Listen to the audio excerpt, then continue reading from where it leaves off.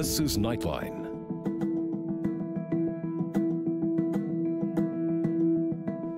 Now tonight is a little bit historic for the late news, which has a long and proud history stretching back over 3 decades. It began as a way to keep people employed here at 3, but then, well, it took off, becoming an integral and iconic part of the DNA of this network. So here is Perry Wilton looking through the late news kaleidoscope.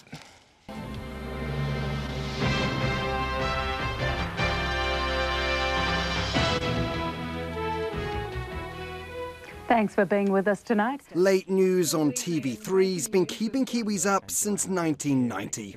Bursting onto our screens as Nightline, it took TV sets by storm. It was the news with a twist. This woman is using imagery of a fish for her piece of satisfaction. And where many now familiar faces began. Kia ora, good evening. Samantha Hayes was New Zealand's youngest ever TV host when she started in 2007, preceded by countless household names. Iconic presenters let loose on the graveyard shift. We were sort of forgotten about a lot of the time, so unless there was a BSA complaint, of which there were probably many over the time, we were sort of left to our own devices. There was, of course, the breaking news. I got woken up in the middle of the night by Angus Gillies, who was the Nightline producer, who said, something's happening, you need to turn on the television. And when I did, I just could not believe what I was seeing. And during the lighter moments,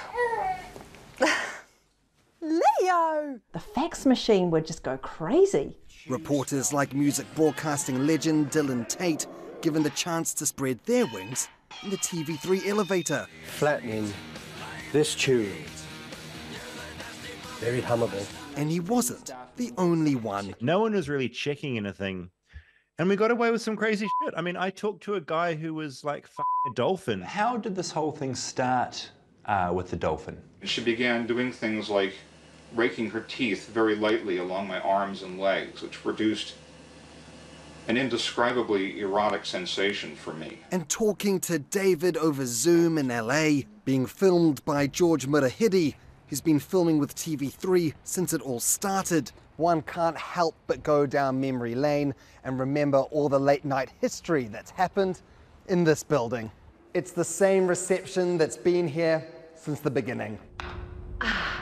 You've come about the jobs. The same reception that hosted host Belinda Todd, along with the Grim Reaper, when TV3 went into receivership. Kia ora, I'm Tukurangi Morgan. You can have me for $1,000 a week, plus all the land that was taken from my tribe. The receivathon was just a month after Nightline launched. When were you last in the building?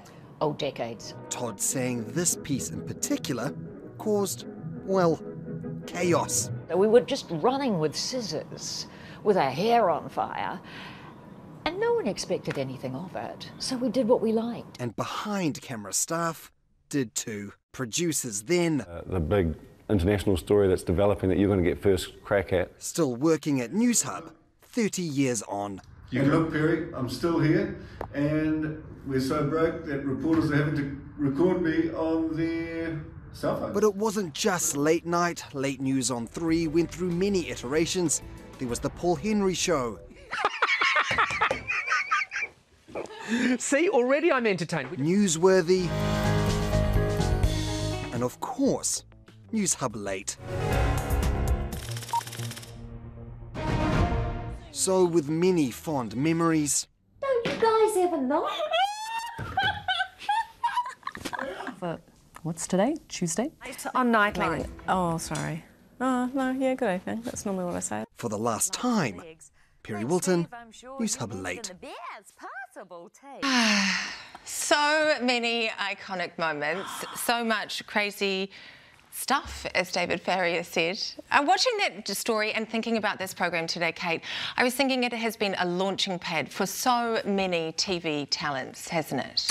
One thing I love about that show, and after 21 years walking into that reception as well. God, it was such a great story, Perry. It's just that at that time of night there was a permission just for some anarchic behaviour that I don't think the New Zealand public had been witness to. And I know when I first started here, it just had that feeling that not that they could get away with anything, but if they were going to give it a decent crack. Well, they had a very light touch, I think, management, didn't they, with this program? You were forgotten about until it got very, very dicey. But that was what informed the culture here, isn't it? Much of what went on Nightline informed the culture of the whole organisation in some way or another. It was wild and sort of anything went. Oh, that's right. I couldn't agree with you more. It was that edge to it. We were kind of the scruffy, constantly going into receivership, kind of nothing to lose.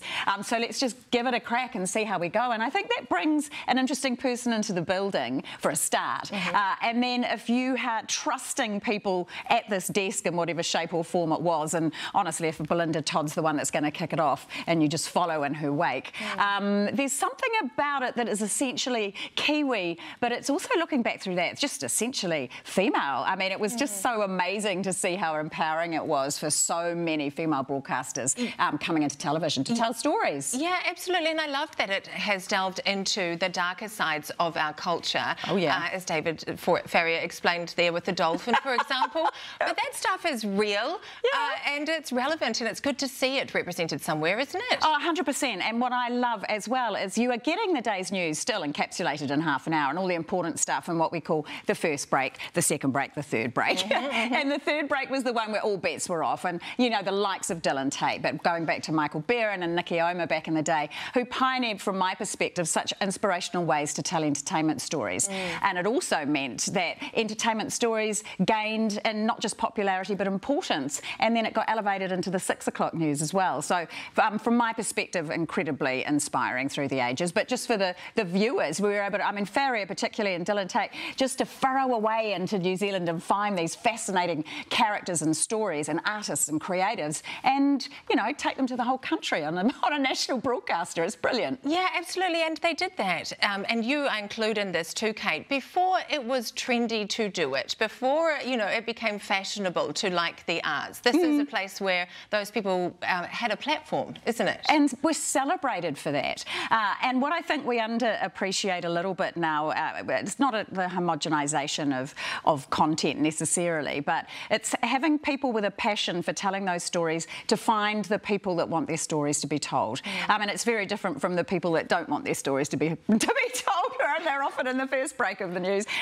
And it's a way of also illustrating it in such a visual way, so that people can hear it and listen to it. It's more visceral. It's not a print story. It's, you know, it's the band playing. But also the whole way of crafting a story using your pictures to tell it, and use your talent to tell it. It was just fantastic. I think it's, I mean, we've got a full month of this to come, and a goodbye to a show like this over the years, of course, live from the Oscars and the BAFTAs into late news. It was that one at the end of the Oscars after 22 days on my feet where I just thought, let's cross live into the late news, and I may have had a few drinks. It's hard to say. We've all been there. And it really is a really, really special show, and so many amazing people have sat at that desk and presented it over the years. So a privilege to have ever been involved. But it's always time to say goodbye at some point, isn't it? Yeah, it is. But we are lucky to have been a part of it, and thanks for coming in here to chat through it. Thanks for asking me. Thanks.